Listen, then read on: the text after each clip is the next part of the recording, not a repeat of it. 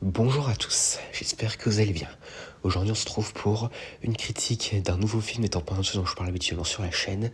J'ai nommé Le Choc des Titans de 2010. Et donc commençons. Alors, bref synopsis de l'histoire. Donc ce film est une adaptation du mythe de Persée de la mythologie grecque, mais qui est très peu, voire même quasiment pas fidèle au mythe d'origine. Donc dans ce film, au premier temps du monde, les dieux avaient vaincu les titans grâce à l'aide du Kraken, un monstre créé par Hadès. Et donc après avoir vaincu les titans, les dieux se partagèrent le monde et créèrent les mortels. Et Hadès, trompé par Zeus, fut relégué aux enfers. Mais au bout de plusieurs générations, les mortels finissent par déclarer la guerre aux dieux, et Zeus, pendant cette guerre, décida de faire un enfant avec Danaé, la reine d'Argos, et cet enfant est Persée, mais il est jeté à la mer avec sa mère par le roi d'Argos, Acrisios. Et plus tard, Persée, après avoir perdu ses parents à cause d'Hadès, se retrouve à Argos, où il rencontre la princesse Andromède, qu'il devra sauver du Kraken. Donc alors, qu'est-ce que j'ai pensé de ce film ? Alors moi, en tant que grand amateur de mythologie grecque, je dois avouer que même si ce film est un bon divertissement, il est quand même assez moyen. Enfin, le film est bien, mais disons que ça atteint pas le niveau du Choc des Titans de 1981, dont ce film d'ailleurs est un remake. Alors même si ce film a beaucoup de différences avec l'histoire de Persée d'origine, et ben le film de 80 quand même, dont je ferai d'ailleurs une critique un jour, il était, je trouve, un peu mieux. Alors déjà, le premier point négatif que j'ai avec ce film, c'est le conflit entre les mortels et les dieux.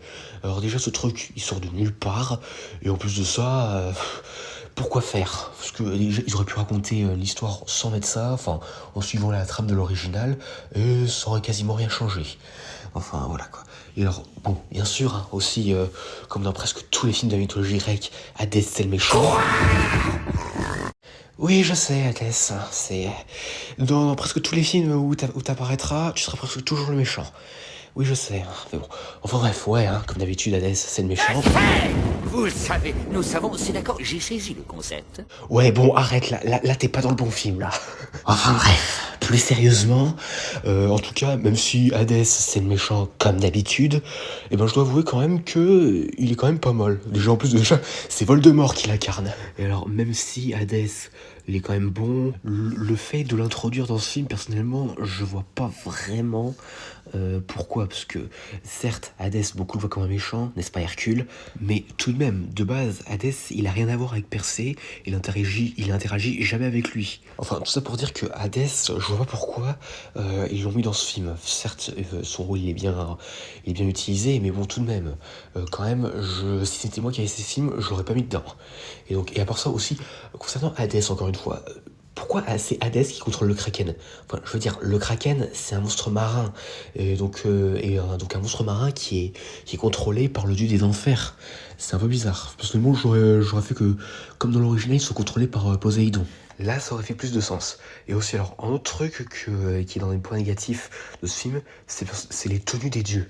Mais désolé, c'est quoi ces armures là qu'ils ont? Là, on dirait qu'ils sont prêts pour la guerre et tout. Bon, je sais, il y a la guerre avec les mortels et tout, mais tout de même, là, je trouve que ça aurait été mieux s'ils avaient genre des tuniques ou autre, enfin, comme les vrais dieux grecs sur les représentations, enfin, voilà quoi. Et alors aussi, il y a un autre truc qui me dérange un peu avec ce film, personnellement, c'est Danae. Alors, ça n'a rien à voir avec son personnage, mais c'est juste le fait que dans ce remake, ils disent que c'est la fille, enfin c'est la femme d'Acrisios. Alors que absolument pas. En réalité, dans le film original et même le mythe original, Danae c'est la fille d'Acrisios. Et d'ailleurs, Zeus dans le mythe original et le film de 81, il l'a même pas conçu percer avec elle de la même façon ou pour les mêmes raisons que dans celui-là. Et aussi, alors dernier truc aussi, c'est Calibos, Acrisios.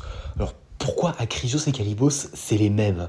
Enfin, dans le film original, Calibos, c'était quelqu'un qui était censé épouser Andromède, mais qui, en raison de son manque de respect envers les dieux, il est devenu un monstre. Alors que là, dans ce remake, Acrisios, c'est Calibos. Alors, je sais, un remake n'a pas besoin d'être toujours 100% fidèle à l'original, mais tout de même, faire d'Acrisios et Calibos les mêmes personnages, franchement, c'est un peu bizarre. Et aussi également, concernant le personnage de Io, Et je trouve qu'ils auraient pu la remplacer par une déesse comme Athéna ou autre, ça aurait pu le faire. Et personnellement, comme dans le mythe original et le film de 81, j'aurais aimé percer avec Andromède. Tout ça pour dire que Yo, personnellement, je trouve que son personnage, même s'il est important dans l'intrigue, je trouve que une déesse comme Athéna ou autre, ça aurait pu suffire. Et au passage, je les pardonne pas pour l'avoir fait remplacer Bobo, la chouette mécanique, hein. Mais bon, bref. Alors bien sûr, il n'y a pas que du négatif dans ce film, il y a aussi du positif. Alors déjà, les visuels sont plutôt bien, que ce soit sur la falaise avec la statue de Zeus qui se fait détruire, ou même le temple où vit Méduse. Franchement, il serait du bon travail, hein.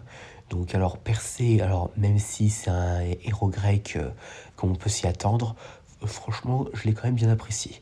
Même si je préfère quand même celui de 81. Par contre d'ailleurs c'était inattendu de voir Jake Sully l'incarner. Enfin vous voyez ce que je veux dire, hein. Mais bon. Et donc alors concernant déjà Méduse, alors franchement je trouve qu'elle est très bien représentée.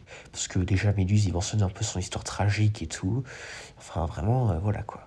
Et d'ailleurs aussi j'adore l'effet que ça fait quand elle change les gens en statue et son visage qui devient suite un serpent et tout. Là franchement c'est stylé. Mais bon, tout de même, je trouve que la méduse de Ray Harryhausen, donc du type de 81, je trouve est un peu plus effrayante, même si celle-ci est quand même pas mal non plus. Et donc alors concernant Zeus, alors franchement Liam Neeson, je trouve qu'il incarne bien son personnage et surtout sa phrase culte libère le Kraken. Non mais ça franchement c'est une phrase culte maintenant. Donc et finalement pour passer au Kraken, alors déjà il est stylé. Alors bien sûr comme celui de 81, c'est une créature un peu humanoïde malgré son nom qui fait penser que ce serait plutôt un espèce de calamar géant, mais quand même il est très stylé. Alors même si bon, personnellement j'aurais aimé qu'on le voit un peu plus, parce que là contrairement au film de 81 où il avait 2 scènes, là il en a 3 qu'à une seule. Et pour finir, alors personnellement la fin, alors déjà le visuel avec Persée sur Pégase qui court sur la plage, franchement il est assez stylé. Et d'ailleurs pour ça Pégase, j'ai oublié d'en parler, mais c'est assez nouveau de le voir de couleur noire, parce que je suis sûr qu'une bonne partie d'entre nous sont plus habitués à le voir en blanc. Et donc, mais alors par contre, je trouve que personnellement que le film il aurait pu s'arrêter sur cette scène, parce que la scène où Persée il va rencontrer Zeus qui ressuscite Io pour ensuite qu'ils soient ensemble, je trouve qu'elle a été un peu forcée. Mais bon, à part ça, c'était mon avis sur Le Choc des Titans 2010.